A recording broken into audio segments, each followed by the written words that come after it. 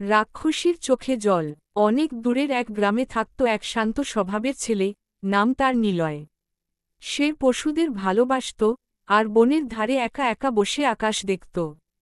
কিন্তু সেই গ্রামের পাশের জঙ্গলে ছিল এক ভয়ানক রাক্ষসী। লোকেরা বলত, সে রাত হলে বের হয়, কারো নাম ধরে ডাক দেয়, আর ভুল করে কেউ যদি সাড়া দেয়, তবে সে আর ফিরে আসে না।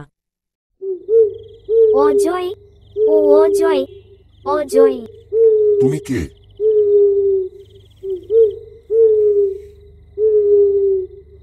এক রাতে নিলয় জঙ্গলে নদীর ধারে বসে আকাশ দেখছিল। হঠাৎ শুনল, কেউ তার নাম ধরে ডাকছে। নিলয়, ও নিলয়, নিলয়।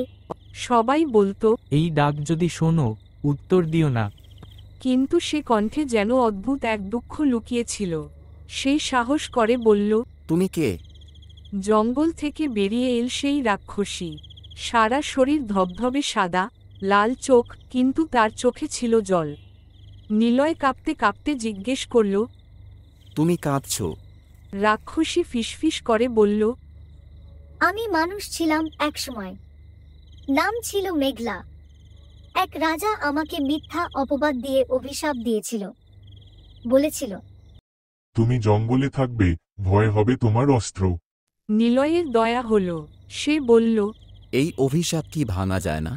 রাক্ষসী বলল, একদিন যদি কেউ আমার ভয়কে না ভয় পেয়ে আমার চোখে তাকিয়ে আমার নাম বলে, তাহলেই আমি মুক্ত হব। নিলয় রাক্ষসীকে বাঁচাবে ঠিক করল। ভয় লাগছিল, কিন্তু সে চোখ সরাল না। বলল, তুমি মেঘলা। ভয় না, তোমার চোখে যে কষ্ট দেখছি, তাতে ভয় পায় না আমি। হঠাৎ রাক্ষসীর শরীর একটা বাজ এসে পড়ল, আর সে নিমেষের মধ্যে যুবতী মেয়ের রূপ নিল, চোখে জল, মুখে শান্তি। নিলয় মেঘলাকে সঙ্গে করে গ্রামে ফিরল। প্রথমে সবাই ভয় পেল, কিন্তু যখন জানল সত্যি, তখন তারা বিস্ময় মেঘলাকে আপন করে নিল। মেঘলা থেকে রাক্ষসী হয়ে যাওয়ার যে অভিশাপ, সেটা ভাঙল ভয় নয়, সহানুভূতি দিয়ে।